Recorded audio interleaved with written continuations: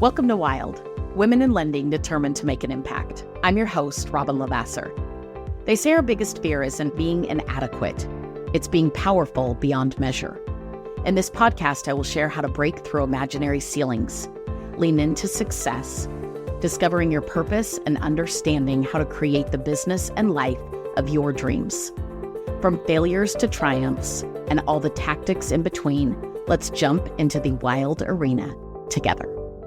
Welcome back to the Wild Podcast with Robyn LaVassaur, talking today about a book that I've read many books over the years, and hopefully you have too, either listened, read, basically engaged in development and ideas. And I went from this stage in life of being a big time reader when I was young. Anybody read the Babysitter's Club? If you're a female listening to this podcast, it's very into that, very much showing my mid 40-year-old age.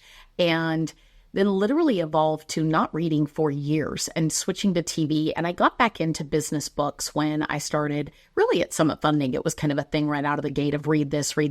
And I found so much joy, information, knowledge moments in reading and engaging in, honestly, I think there's power in it just in terms of your own thoughts being. In order to read a book, you think about the focus that you have to have, right? The silence, the ability to just hone in, and it's almost like you're having a conversation without anybody having to talk back, and you're getting to listen, right? By reading that book. Reading absolutely has developed and changed my business and my skills in a million different directions. You can podcast as well. You can do a lot of things to grow. Some of them really stand out to me, and I quote them constantly to people. And I thought that I would take a few different episodes mixed in and share with you what those books are and why they were so impactful. And so one of them is such a simple concept, but is missed all the time. And I think if we're really being honest with ourselves, we don't live out our day-to-day business life and or life with this mentality. And we underestimate the amount of peace and joy that it will bring to us if we truly take on this persona. And so if any of you could guess it, it is the go-giver.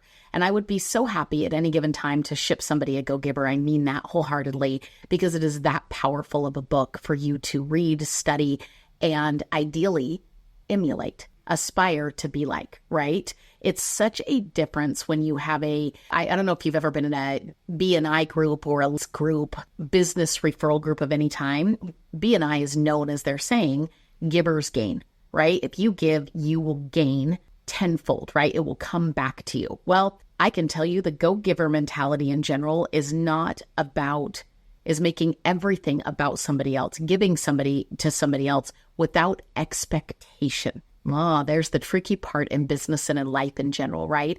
How easy it is to think, if I do this, then I for sure want that. Nope.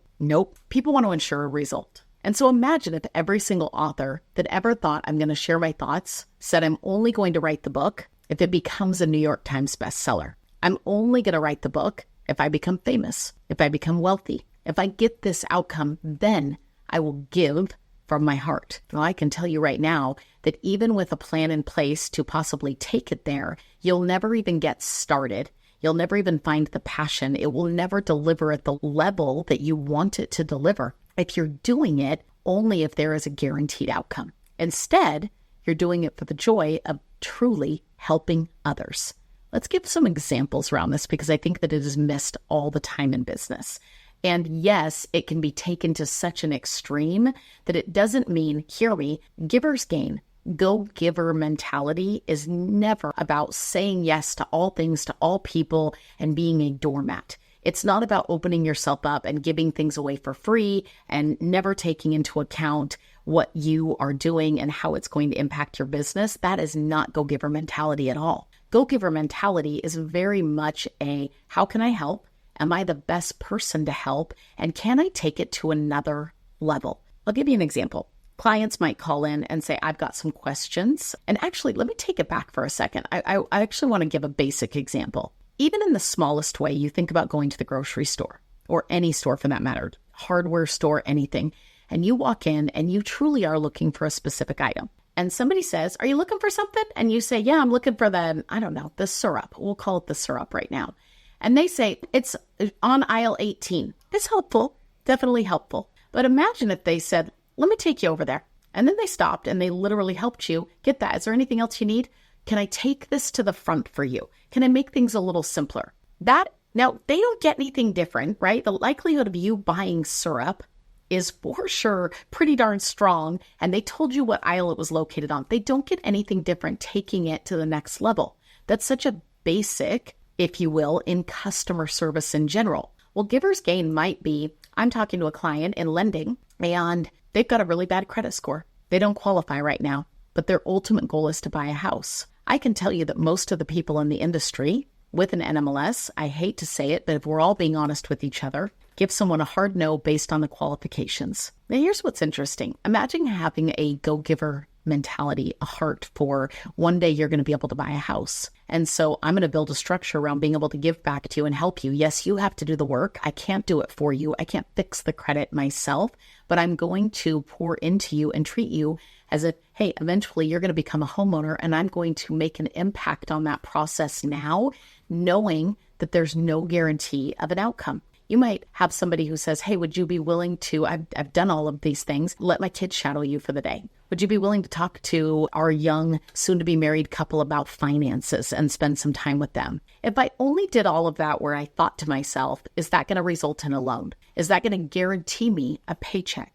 I can tell you that I would have so much less passion and joy in this business if every single time I did anything, I thought to myself, what's in it for me?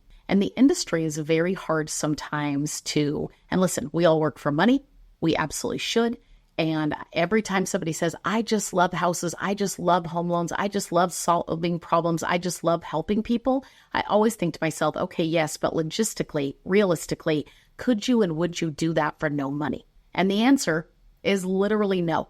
Every single time, right? Because if we could just go have some fun, there's a lot of fun things to do in life that don't necessarily pay. And I can tell you the stress of a home loan is probably not one of them, right? It's probably not one of them. So let's be honest about that. Does that negate the ability to be both? Does it negate the ability to have a go-giver mentality, to give more than you get or without expectation of getting anything in return, but trusting that the universe in general has no agenda? It doesn't have an agenda. It simply rewards giving, right? It simply rewards doing things with heart, with the mentality that I just simply want to help people. Now, I will tell you, imagine somebody saying before an emergency room patient walks in, can we check the insurance before I decide to do this surgery and get out of bed tonight? No, in fact, doctors take an oath to what? Actually work outside the business system, if you will, and they take an oath to serve people, period, end of story, to serve people. And it's really an oath that all of us, imagine how different the world would be in general if we took that, but think about lending in real estate specifically. And that might be a connection, a quick connection. It might not take a ton of time from you. It might be, I saw a client the other day on Facebook and she had a child pass away. Suddenly, they were doing a GoFundMe. I contributed. She has not been my client for years. I don't even know. And you know what? She might even have a different lender at this point. It didn't matter because at that moment, I just needed to take care of her without the agenda that it absolutely has to give me a return. Where is the balance to all of it? What is the balance to all of it? How do we take care of people and still get the work done? Make sure that, yes, there are paychecks attached to it. Well, I will tell you this. That's where faith and trust and ultimately process come in, but always feeling like, hey, I did this with the right intention, with the right heart, with the outcome that is going to serve for sure. And yes, it's got to meet in the middle, right? If I don't have a skill set to do something, I'm not going to take it on. Go-giver mentality wouldn't be, let me help you pick up your kids today from school if a client needed that. Can't really take care of that, right? But I might be able to make them a couple nanny recommendations, even though it's inconvenient for me to go take the extra time on something that really has nothing to do with the loan. It's unreasonable hospitality. I'm watching The Bear right now, if anybody's ever watched that. And if you haven't, I highly encourage it. I'm sure I'll do 100 podcasts on that at some point because the metaphors to business are unbelievable.